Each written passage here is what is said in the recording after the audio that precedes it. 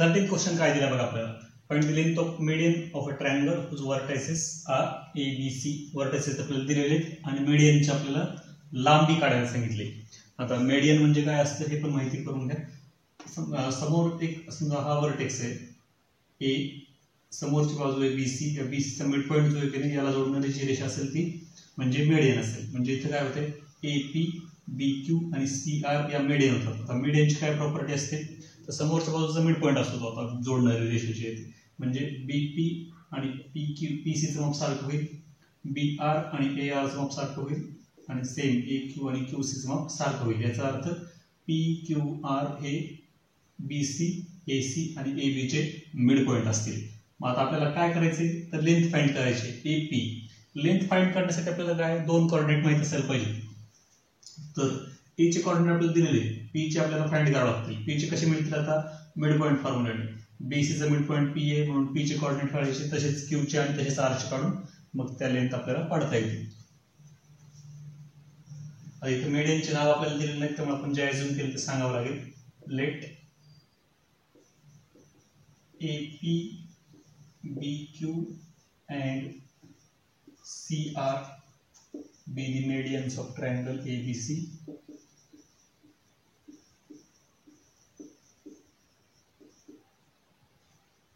Therefore, E, Q, and R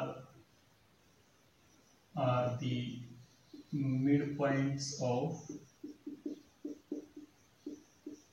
बघा P कोणाचा mid point आहे BC चा, BC Q कोणाचा आहे AC चा आणि R AB चा रिस्पेक्टिव्हली. म्हणजे प्रत्येकी बीसी साठी पी, एसी साठी क्यू आणि एबी साठी R. Therefore by mid point formula coordinate of P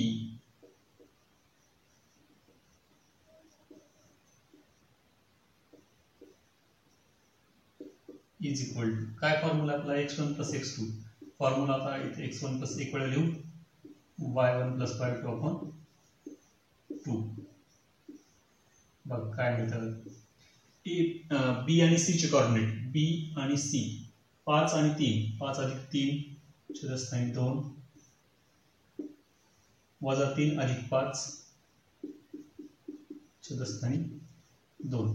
काय मिळते बघ 5 आणि 3 झाले 8, 8 छेदस्थानी 2 वजा 5 अधिक 3 म्हणजे 2 छेदस्थानी 2. काय कोऑर्डिनेट मिळतील आपल्याला इथं 4, 2 ने भाग जाईल 4 चा आणि 2 ने 1 चा म्हणजे पी चे कोऑर्डिनेट मिळाले आपल्याला 4 आणि 1.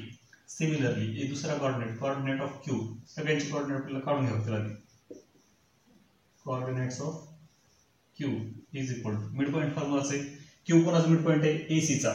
ए आणि सी -3 + 1 भागिले 2 1 + 5. वाय कोऑर्डिनेट त्याचे काय 1 आणि 5. दोघांची बेरीज करा. वजा 3 अधिक 1 म्हणजे वजाबाकी होईल 3 वजा 1 म्हणजे 2, 2 छेदस्थानी 2 5 आणि 1 6, 6 छेदस्थानी 2.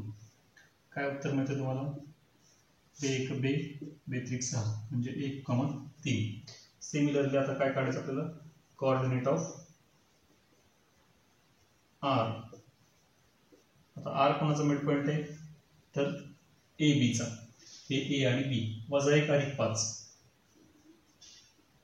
भागिले 2 आणि 1 वजा 3 भागिले 2. कोऑर्डिनेट आपल्याला माहिती आहे इथे वजा 1 अधिक 5 म्हणजे 4 छेदस्थानी 2.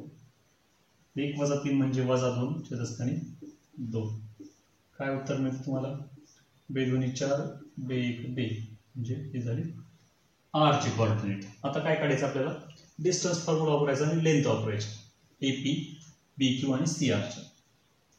Now by distance formula distance between A and P is equal to काय फॉर्म्युला आपला x2 - x1 square plus y2 - y1 square. x2 x1 काय तुमच्या आता ए चे कोऑर्डिनेट जे आहेत ते तुम्ही कसे पकडू शकता. ए चे कोऑर्डिनेट x1 y1 पकडा, बी चे कोऑर्डिनेट x2 y2 पकडा. पी चे कोऑर्डिनेट बघा इथे काढलेत आपण.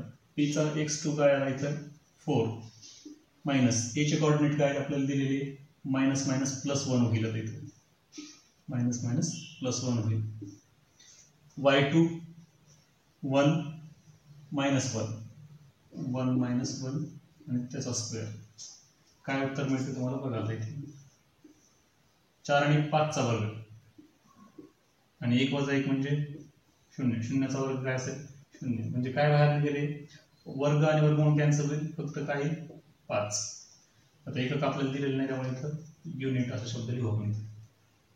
दुसरं काय काढायचं आपल्याला distance between B and Q काढायचं.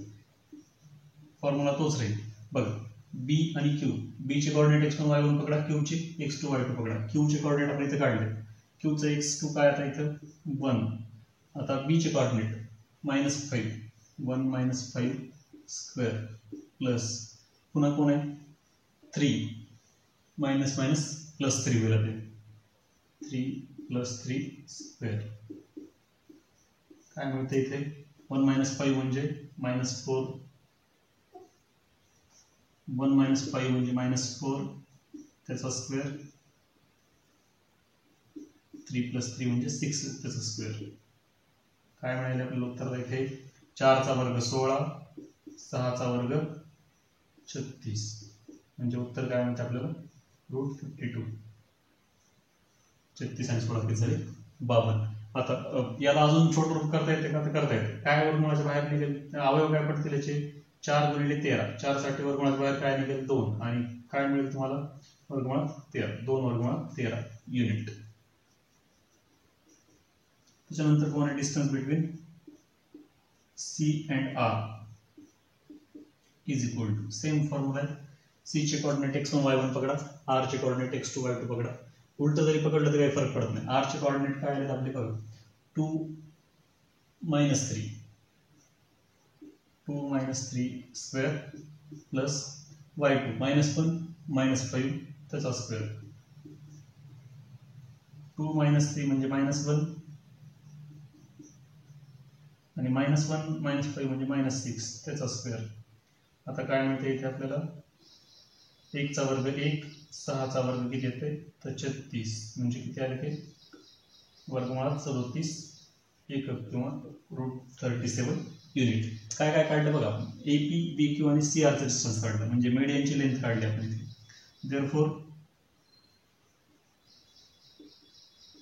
medians of triangle ABC are of length काय काय आहेत आपल्या 5 2√13 and √37 युनिट.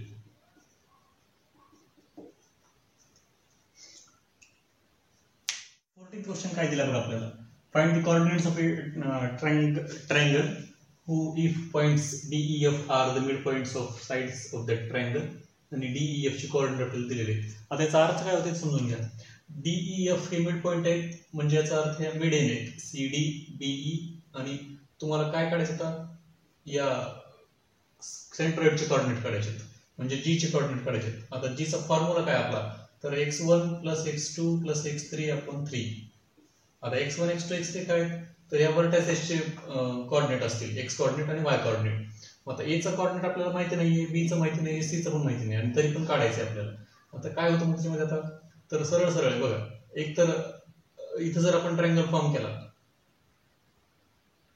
DEF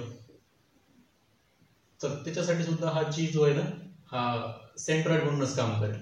मग आता तुम्ही तिथून पण काढू शकता डायरेक्ट उत्तर किंवा मग F मिड पॉइंट आहे मग x1 y1 काढता येईल तुम्हाला x2 y2 काढता येईल असं दोन इक्वेशन तयार होतील तुमच्याकडे. F मिड पॉइंट आहे याचे कोऑर्डिनेट x2 y2 असतील याचे x3 y3 असतील तर इक्वेशन तयार होतील तुमच्याकडे.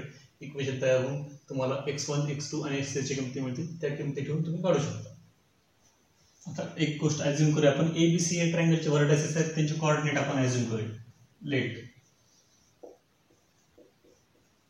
A x1 y1 B x2 y2 and C x3 y3 be the coordinates of triangle.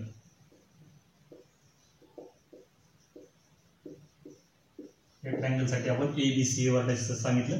आता काय मिळतं आपल्याला, D मिड पॉइंट आहे, E मिड पॉइंट आहे आणि F पण मिड पॉइंट आहे. And DEF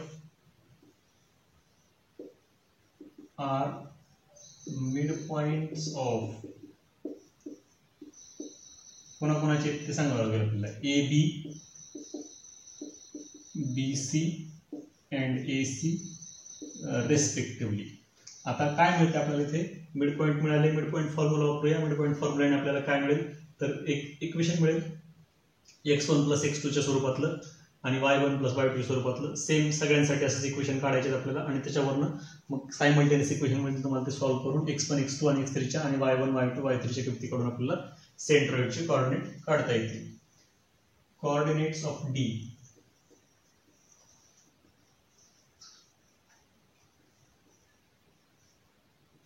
is equal to काय असते फॉर्म्युला आपला, तर x1 प्लस x2, इथं पण तेच आहे, x1 x2 आहेत, त्यामुळे फॉर्म्युला असा झाला x1 प्लस x2 अपॉन 2 आणि y1 plus y2 upon 2.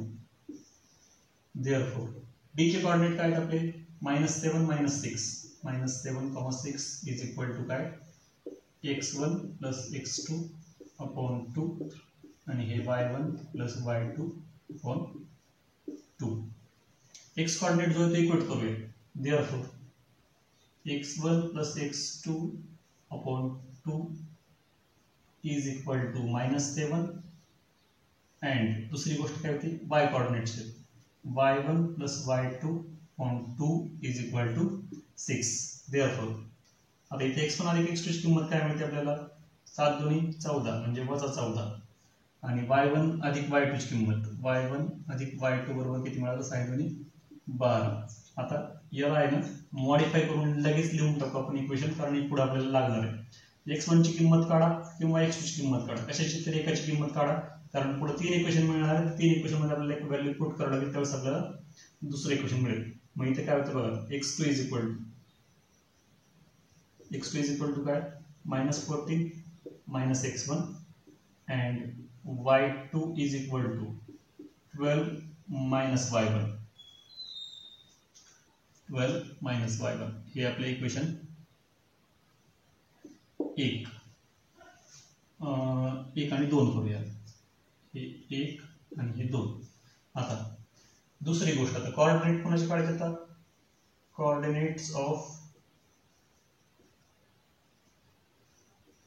E चे कोऑर्डिनेट काय असतील, मिड पॉइंट फॉर्म्युला E साठी B आणि C चे coordinate x2 plus x3 upon 2 आणि हे y2 प्लस y3 अपॉन 2. आता E चे कोऑर्डिनेट काय दिलेले आहेत आपल्याला, 8,5 बरोबर हे अशाला असतात, x2 प्लस x3 अपॉन 2 आणि y2 प्लस y3 अपॉन 2. नाव आता इक्वेट करूया. देअरफॉर काय मिळतं तुम्हाला, x2 plus x3 upon 2, x2 plus x3 upon 2 is equal to 8 आणि दुसऱ्या बाजूला काय मिळते, y2 plus y3 upon 2 is equal to 5. आता इथे इक्वेशन आपण तयार करू शकतो. देअरफॉर x2 प्लस x3 किती मिळालं तुम्हाला, तर इथं 8 दुनी 16, याला इक्वेशन नंबर आपण 3 नाव देऊ आणि y2 plus y3 is equal to किती मिळते, 5 दुनी 10, इक्वेशन नंबर 4. हे गणित फक्त मोठं होत आहे, अवघड अजिबात नाहीये. मोठं का बरं होत आहे त्याच्यामध्ये, कारण तुम्हाला प्रत्येक वेळेला असे कोऑर्डिनेट्स काढावे लागतील आणि मग तुम्हाला पुढचं सोडवावं लागेल. आता पुढे काय मिळतं तुम्हाला, तर F चे कोऑर्डिनेट फॉर F कोऑर्डिनेट काय त्याचे डायरेक्टली बघायचे, 2 - 2 इज इक्वल टू काय, आता x1 प्लस x3 असतील. आता A आणि C चे कोऑर्डिनेट काय, x1 x3 अपॉन 2 आणि y1 plus y3 upon 2. Therefore x1 plus x3 upon 2 is equal to, equate करूया x कोऑर्डिनेट सोबत. आणि दुसरी गोष्ट काय म्हणते आपल्याला, y1 plus y3 upon 2 is equal to -2. आता क्रॉस मल्टिप्लिकेशन करू याचं काय मिळतं x1 plus x3 is equal to 2 into 2 4 हे इक्वेशन नंबर आपलं किती आता 5वं आणि y1 प्लस y3 ला पण तसंच करूया y1 plus y3 is equal to 2 दुनी 4 पण कसं येतील -4 का बरं वजा चिन्ह आहे त्याला ऑलरेडी म्हणून हे इक्वेशन नंबर 6. आता जरा चेक करा इक्वेशन्स तुमच्याकडे काय काय किमती आल्या ते आपण बघा. तुम्ही इथे काय सांगितलंय की x2 बरोबर 14 वजा x1 आणि y2 बरोबर 12 वजा y1 वजा 14 वजा x1 ही x2 ची किंमत आली. x2 चा अजून कुठे इक्वेशन तुमच्याकडे इथे आहे याच्यात व्हॅल्यू पुट केलं तर आपल्याला कशाच्या स्वरूपातलं इक्वेशन मिळेल x1 आणि x3 च्या स्वरूपातलं काहीतरी इक्वेशन मिळेल. मग हे x1 x3 चं इक्वेशन जे आहे इथे एक x1 x3 चं इक्वेशन आहे दोन इक्वेशन मिळतील आपल्याला सारखे मग आपल्याला सोडवता येईल. आता काय झालेलं आहे आपल्याकडे वेगवेगळे इक्वेशन आहेत 1 2 2 3 and 1 3 अशा आलेले आहेत. आपल्याला कुठल्या तरी दोन व्हेरिएबल मध्ये पाहिजे म्हणजे x1 कॉमन एक व्हेरिएबल कॉमन असण्यासाठी आपण हे असं केलेलं आहे. x2 बरोबर ही जी व्हॅल्यू आहे 9 फ्रॉम इक्वेशन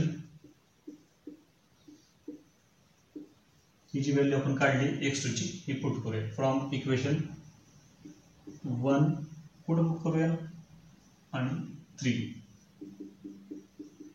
काय x2 प्लस x3 ची व्हॅल्यू किती आहे -14 -x1 ही व्हॅल्यू घेतली आपण x2 is equal to -14 -x1 आणि हे x3 झालं तसं प्लस x3 बरोबर 16 काय मिळतं आपल्याला इथे देअरफॉर हे -x पण असंच हे प्लस x3 बरोबर 16 हे वजा 14 पुढे गेल्यास काय होतील +14 म्हणजे काय इक्वेशन मिळते तुम्हाला वजा x1 अधिक x3 बरोबर 16 आणि 14 30.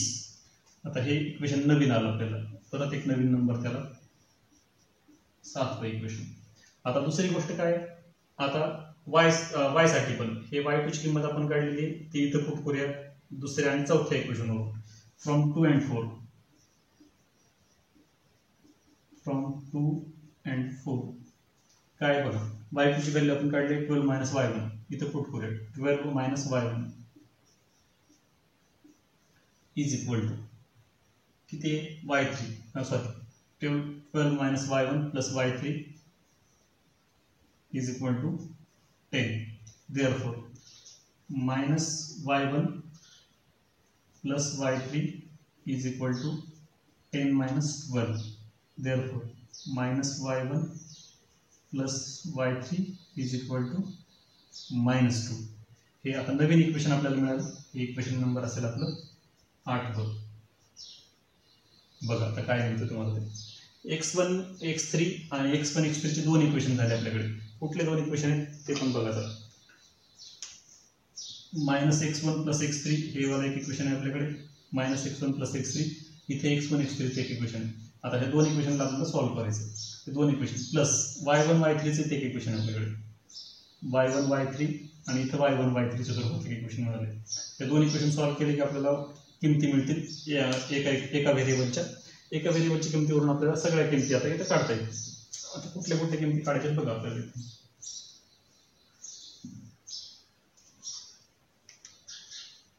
आता काय करूया 5वं आणि 8वं इक्वेशन 7वं इक्वेशन 5 आणि 7 या इक्वेशनवरून काय मिळतं ऍडिंग 5 and 7 5वं इक्वेशन काय आपल्याकडे x1 plus x3 upon 4 -x1 plus x3 is equal to 30. -x1 plus x1 cancel होईल 2x3 इज इक्वल टू 30 आणि 4 34. देअरफॉर x3 ची एक व्हॅल्यू आपल्याला इथे मिळायला लागली आहे. Therefore x3 is equal to किती मिळते आपल्याला 34/2 म्हणजे 17. एका कोऑर्डिनेटची किंमत आता आपल्याला मिळाली x3 ची. आता या किमतीवरून आपण बाकीची किमती काढूया. x3 ची किंमत तर ठेवली तर x1 ची किंमत मिळते आणि तीच किंमत इथे ठेवली आपण x2 प्लस x3 ची तर x2 ची किंमत मिळते आपल्याला इथे. एकाच याच्यामध्ये पुट करूया नाव put x3 is equal to 70 in equation बघा 5 काय x1 प्लस x3 ची किंमत आली 17 इज इक्वल टू 4. देअरफॉर आता इथे x1 ची किंमत मिळेल तुम्हाला. x1 ची काय किंमत मिळते तुम्हाला तिथं x1 इज इक्वल टू 4 जशाल तसे हे -17 होतील. 4 - 17 म्हणजे -13. आता x1 ची किंमत पण मिळेल तुम्हाला. आता x3 ची किंमत जी आहे ती अजून पुट करूया पुढं. पुट ही किंमत ठेवा x1 ची या इक्वेशन मध्ये, किंवा इथे x3 ची किंमत डायरेक्ट ठेवा. x3 is equal to 70. कुठे ठेवायचं आता? In equation 3.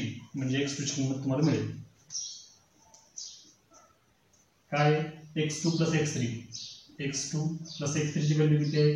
70 is equal to किती आहे? 16. Therefore x2 is equal to काय मिळते तुम्हाला इथे? x2 इज इक्वल टू 16 - 70 म्हणजे -1. म्हणजे x2 ची पण व्हॅल्यू मिळाली. x2 ची पण व्हॅल्यू मिळाली. बघा x1 x2 x3 झाल्या. आता y1 y2 y3 सेम असंच करून आपल्याला y1 y2 y3 ची किमती काढायला लागतील. याचा एक स्क्रीनशॉट काढून घ्या. इकडे घ्यावा लागेल. आपल्याला जे लागणार इकडची इक्वेशन होती ते इथे लिहिलेले आहेत मी आता त्याच्यानंतर आपल्याला x1 x2 ची किमती x1 x2 x3 ची किमती मिळाल्या आपल्याला. आता हे y1 y3 आणि y1 y3 साठीचे दोन इक्वेशन आहेत आपल्याकडे, 6व आणि 8व. हे दोन इक्वेशन सॉल्व्ह करूया म्हणजे y3 ची किंमत आपल्याला मिळेल. फ्रॉम किंवा adding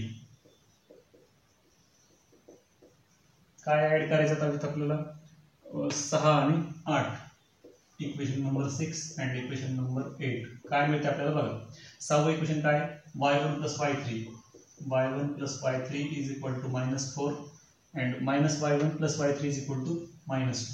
-y1 + y3 is equal to -2. Addition असल्यामुळे काय होईल? y1 + y1 -y1 कॅन्सल होईल. 2y3 + y3 म्हणजे 2y3 इज इक्वल टू -4 - 2 म्हणजे -6. देअरफॉर y3 ची व्हॅल्यू इथे मिळते आपल्याला. y3 ची व्हॅल्यू काय मिळेल आपल्याला? Therefore y3 is equal to -6/2. -6/2 म्हणजे -3. आता आलेली जी व्हॅल्यू आहे ही पुट करूया आणि y2 y3 च्या किमती काढूया. y2 y1 च्या किमती काढूया. आता कुठं कुठं मिळते तुम्हाला बघा. इक्वेशन काय काय तुमच्याकडे? y2 ची किंमत y2 + y3 put y3 is equal to -3 in equation किती वायते? 4. काय मिळते आपल्याला? y2 + y3 y2 + y3 y3 ची किंमत -3 असल्यामुळे -3 इज इक्वल टू किती? 10. Therefore y2 is equal to 10 -3 पुढे गेल्यावर काय होते? +3. म्हणजे y2 ची किंमत तुम्हाला इथे मिळेल. y2 इज इक्वल टू किती आलं? 10 आणि 3 13. सेम असंच y1 ची किंमत काढायची.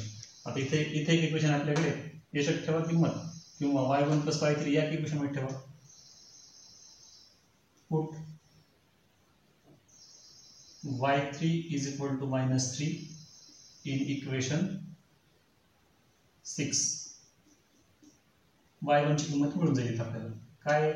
y1 y3 ची किंमत किती आली आपली? -3 is equal to -4. Therefore y1 is equal to किती मिळाला आपल्याला इथं?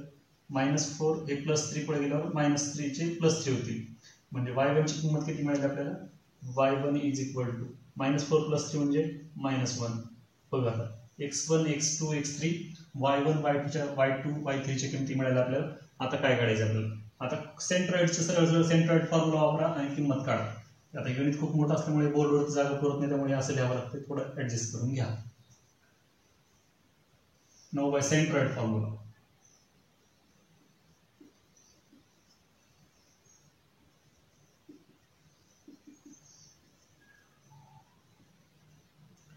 काय मिळतं आपल्याला? Coordinates of G.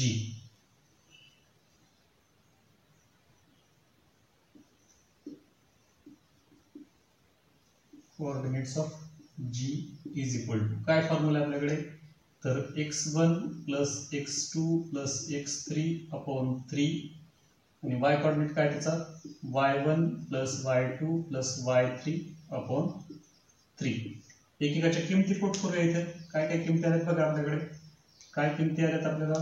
y1 G is equal to G चे कोऑर्डिनेट जे आहेत ते बरोबर काय? x1 x2 x3 x1 -30 x2 -1 x3 70 + 17/3 comma आता y1 y2 y3 ची किमती काय आहेत? -1 13 आणि -3. -1 + 13 -3/3. आता काय मिळतं आपल्याला? त्या दोघांची बेरीज वजाबाकी काय बघा, चिन्ह सारखे त्यांची बेरीज -13 - 1 म्हणजे -14, -14 + 17 म्हणजे +3, 3 च्या स्थानी 3, आणि इथं काय मिळते? -1 - 3 ची बेरीज होईल -4, 13 - 4 म्हणजे 9, 9 च्या स्थानी 3, 3 च्या स्थानी 3 म्हणजे 1, आणि 9 च्या स्थानी 3 म्हणजे 3. म्हणजे काय कोऑर्डिनेट मिळेल तुम्हाला? 1,3. 1,3 हे तुमचं काय उत्तर आहे. कशाचं उत्तर आलं? therefore coordinates of centroid is equal to 1,3. आता हे गणित तुम्ही आहे ना डायरेक्ट पण करू शकले असते. जी जो आहे तो DEF या ट्रायंगलचा सेंट्रॉइड हे तुम्हाला आधी सिद्ध करावं लागलं असतं, पण त्याच्यावरून तुम्ही उत्तर काढून बघा, DEF च्या कोऑर्डिनेटची बेरीज करून बघा, उत्तर हेच येईल तुमचं. नमस्कार विद्यार्थी मित्रांनो, शांभवीज अकॅडमी या आपल्या यूट्यूब चॅनलमध्ये आपल्या सर्वांचं सहर्ष स्वागत. जर व्हिडिओ आवडला तर लाईक, सबस्क्राईब आणि शेअर करायला. नेक्स्ट क्वेश्चन काय बघा, show that ABCD are the vertices of square. ABCD चे आपल्याला कोऑर्डिनेट दिलेत आणि सांगितले की स्क्वेअरचे व्हर्टायसेस सिद्ध करा. स्क्वेअर असण्यासाठी काय काय गरजेचं असतं आपल्याकडे का, तर सगळे अँगल 90 डिग्रीचे आणि सगळ्या साईड इक्वल, एवढ्या गोष्टी आपल्याला माहिती आहेत. आता इथं 90 डिग्रीचा अँगल दाखवणं थोडंसं लेंदी होतं काही, तर दुसरं काय पर्याय असतो आपल्याकडे, तर डायगोनल्स पण इक्वल दाखवायचे. बघा, दोन प्रॉपर्टीज व्यवस्थित लक्षात घ्या. डायगोनल्स इक्वल आणि अपोजिट साईड इक्वल असतील तर रेक्टँगल, डायगोनल्स इक्वल आणि सगळ्या साईड इक्वल असतील तर स्क्वेअर. मग इथं काय करायचं आपल्याला? सगळ्या साईड इक्वल सिद्ध करायचं, सगळ्यांचा डिस्टन्स काढावा लागेल आपल्याला इथे. Here bye distance formula.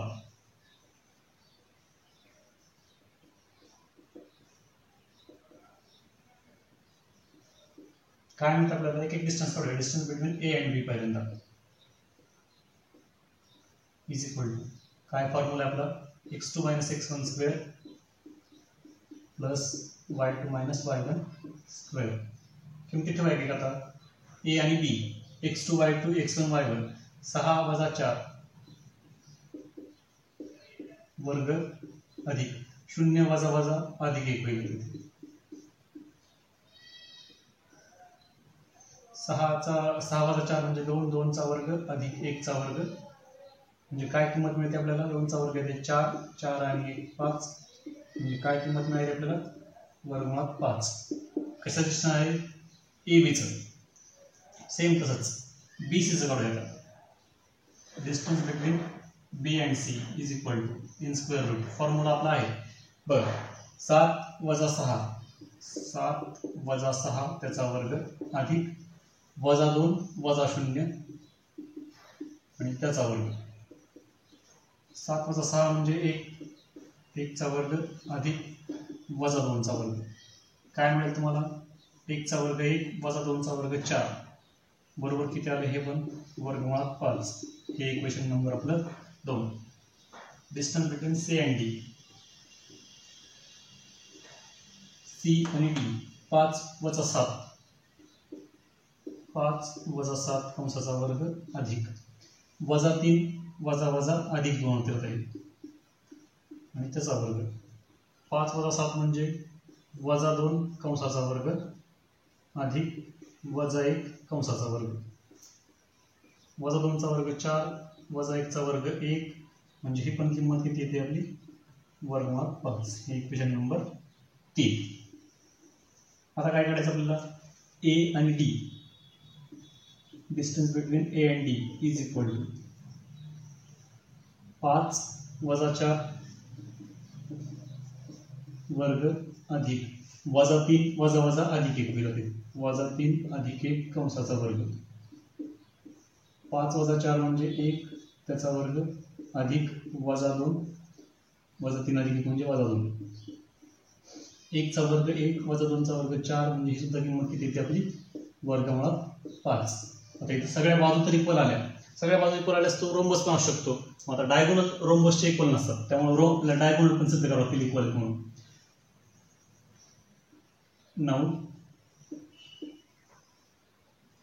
Distance between, आता डायगोनल कोण कोण असतील बघा, त्याला जर नाव दिले आपण तर लक्षात येईल लगेच. ABCD म्हणजे AC आणि BD. Distance between A and C, हे दोन डिस्टन्स पण इक्वल आले पाहिजेत. ए आणि सी 7 - 4 कंसाचा वर्ग अधिक -2 वजा अधिक 1 7 - 4 म्हणजे 3 त्याचा वर्ग -2 अधिक 1 म्हणजे -1 त्याचा वर्ग म्हणजे किती येते हे 3 चा वर्ग येते 9 वजा 1 चा वर्ग येते अधिक 1 9 आणि 1 झाले 10 हे equation number 5 and distance between B and D दुसरा एक डायगोनल आहे आपल्याकडे. आता या डायगोनलसाठी बी आणि डी 5 - 6 कोऑर्डिनेट मात्र काळजीपूर्वक निवडा. -3 -0 5 - 6 म्हणजे -1 त्याचा स्क्वेअर आहे. -3 - 0 म्हणजे -3 त्याचा स्क्वेअर आहे. -1 चा स्क्वेअर येते 1 -3 चा स्क्वेअर येते 9 9 + 1 10 इक्वेशन नंबर 6. डायगोनल पण इक्वल आहे म्हणजे स्क्वेअर आहे. देअरफॉर फ्रॉम 1 2 3 and 4 1 2 3 and 4 काय मिळतं आपल्याला AB is equal to BC is equal to CD is equal to AD and from 5 and 6 AC is equal to BD. Therefore here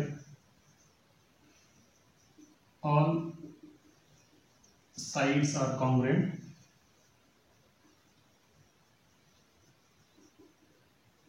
and diagonals are also congruent to each other and diagonals are also congruent to each other. Okay.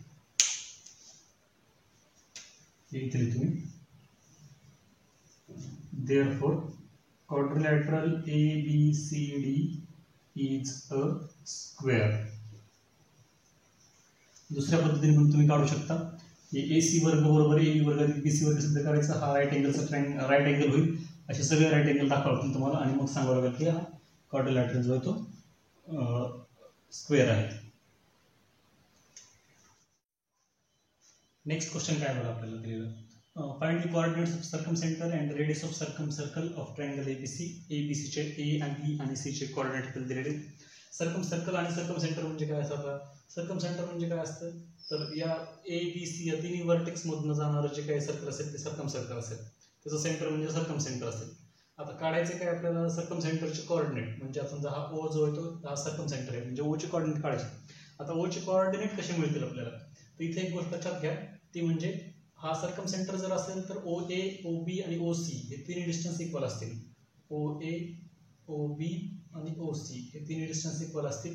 आता O चे coordinate आपण काहीतरी घेऊया x, y आणि त्याच्यावरून हे इथे एक इक्वेशन मिळेल आपल्याला दोघांसाठी. इथे एक इक्वेशन मिळेल. दोन इक्वेशन सॉल्व्ह करू आणि त्याच्यावरून आपल्याला x y चे कोऑर्डिनेट मिळतील. O चे कोऑर्डिनेट मिळाल्यानंतर OA कुठलेही डिस्टन्स काढायचं OA OB किंवा OC डिस्टन्स काढले आपल्याला त्याची रेडियस पण मिळून जाते. आता 16वं आणि 20वं गणित एक सारखेच गणित आहेत. त्यात आपण फक्त 16वं करूया. 20वं गणित तुम्ही करून बघा काय काय दिलेलं आपल्याला बघायचं. आता आपण काय अजून केले O जो आहे तो सर्कमसेंटर आहे सांगितलं. Let O x, y be the circumcenter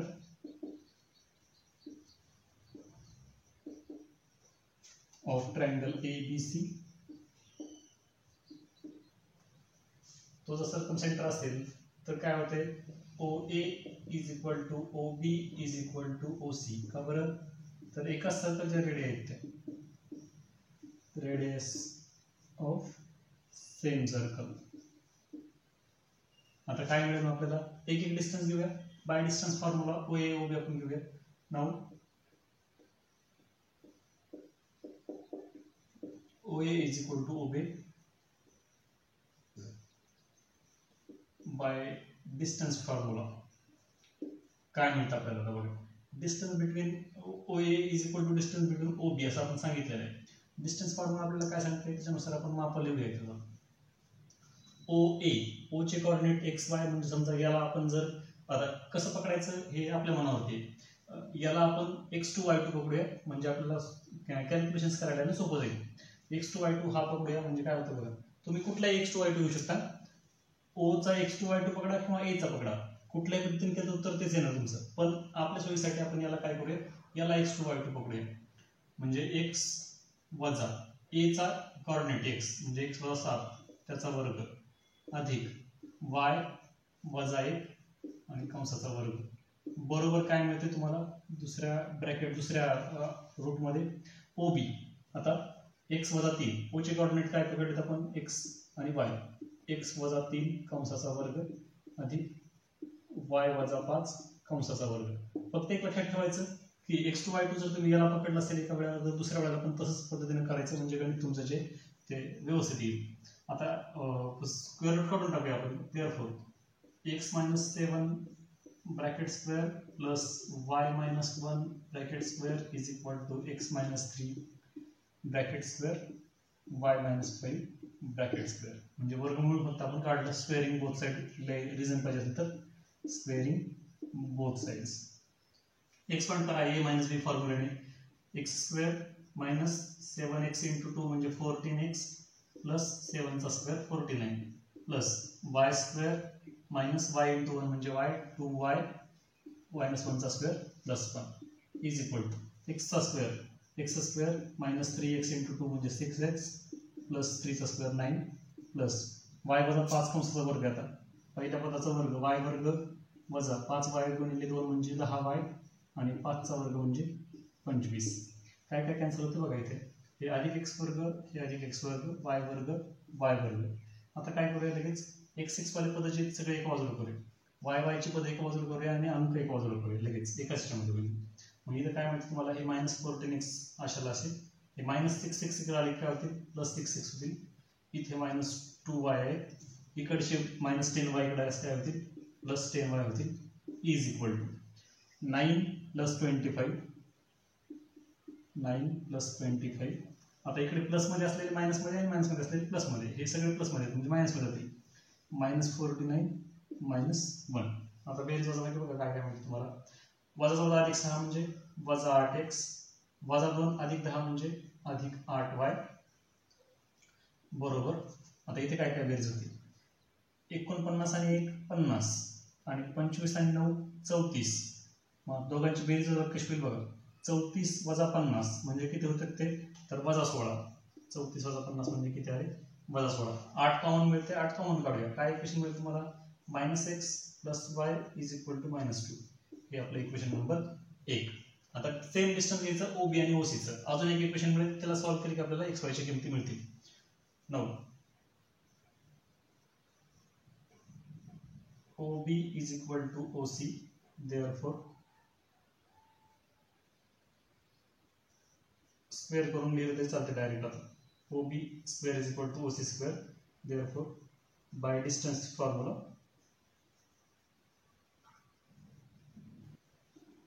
बघ काय मिळतं, तर OB O साठी आपण मग आपण x2y2 पकडले, तर आता आपण x2y2 पकडूया, म्हणजे x वजा 3 कंसाचा वर्ग अधिक y वजा 5 कंसाचा वर्ग बरोबर x वजा 2 कंसाचा वर्ग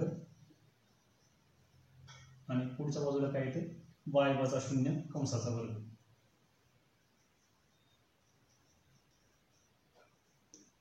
सॉल्व्ह करूया मग सारखंच, x चा वर्ग म्हणजे x वर्ग वजा 3x गुणिले 2 म्हणजे वजा 6x, 3 चा वर्ग 9 अधिक y वर्ग वजा 5 गुणिले 10y आणि 5 चा वर्ग म्हणजे 25 बरोबर x चा वर्ग x वर्ग वजा 2x गुणिले 2 म्हणजे 4x वजा 2 चा वर्ग 4 अधिक y चा वर्ग y वर्ग।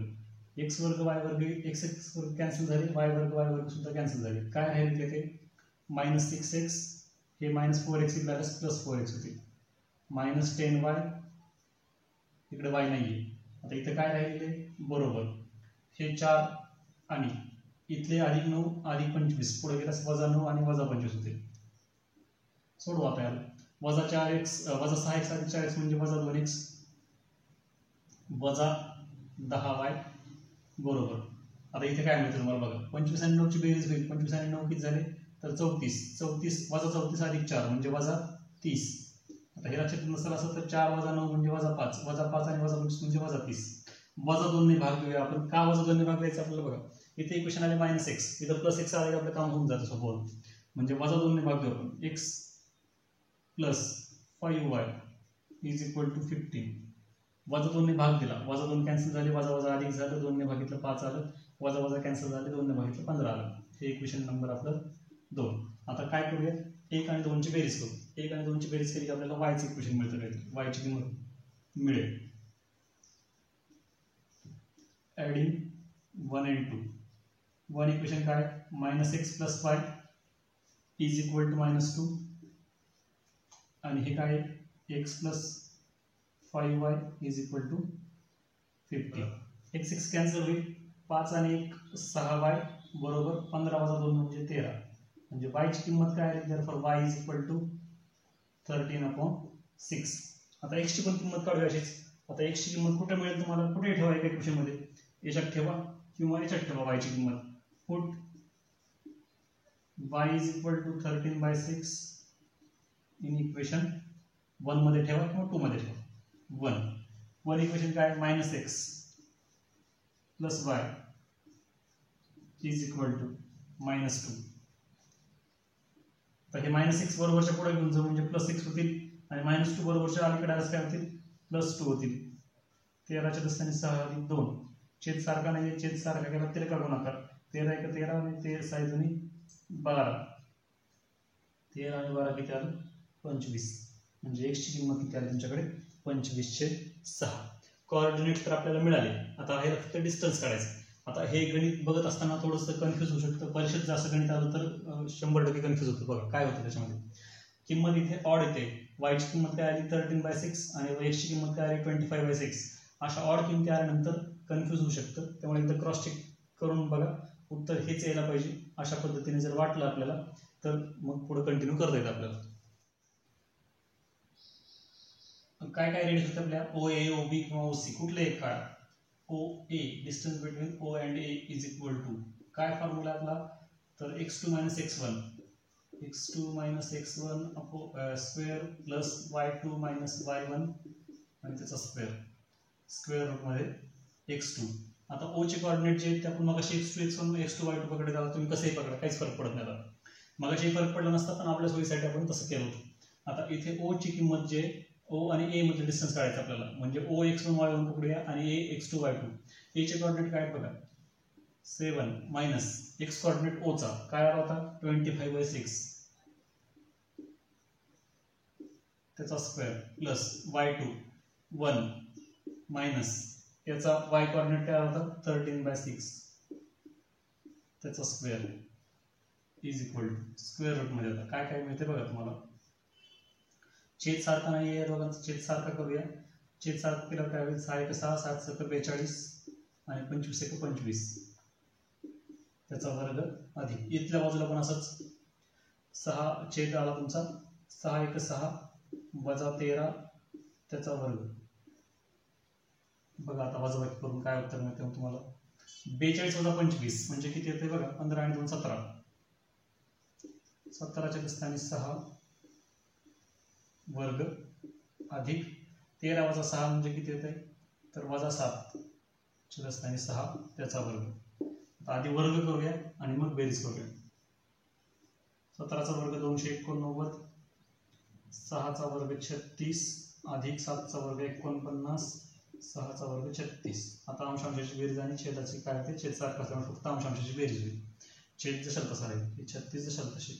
आता काय मिळते वरती बेरीज करून, 9 आणि 9 18, 4 आणि 1 5, 8 आणि 5 13, 2 आणि 1 3, 338 छेदस्थानी 36 मिळेल आपल्याला.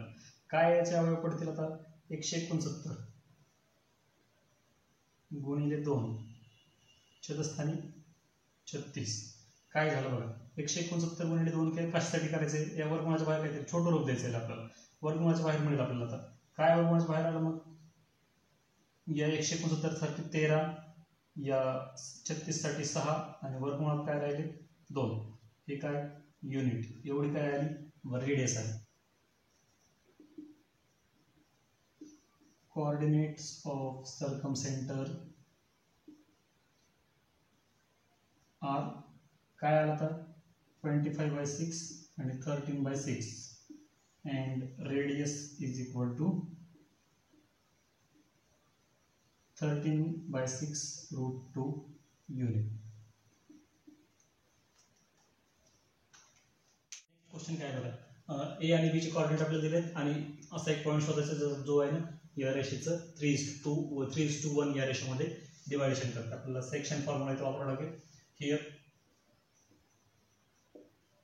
x1 is equal to 4 a चे coordinate, y1 is equal to -3, x2 is equal to b चे coordinate 8, y2 is equal to 5 and m/n is equal to 3:1.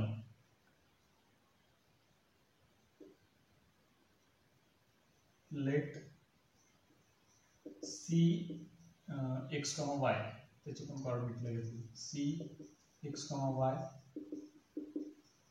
divides segment AB in the ratio 3:1.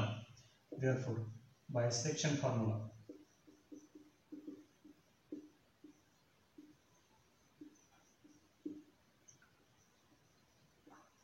coordinates of C किंवा तुम्ही इथे direct x comma y असं पण देऊ शकता is equal to काय formula आहे आपला mx2 plus nx1 upon m plus n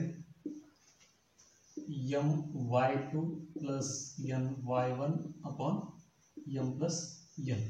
किंमती ठेवा एक एक. आता काय बघा m ची किंमत किती आहे आपल्याकडे 3, x2 8 अधिक n ची किंमत 1, x1 4 छेदस्थानी 3 अधिक 1, m ची किंमत 3, y2 ची किंमत आहे 5, n ची किंमत 1, y1 ची किंमत आहे -3 छेदस्थानी 3 अधिक 1, 8 त्रिक 24, 4 एक 4 छेदस्थानी 3 आणि 4, 5 त्रिक 15, 3 गुणिले -1 1 गुणिले -3 म्हणजे -3 आणि 3 गुणिले 1 4.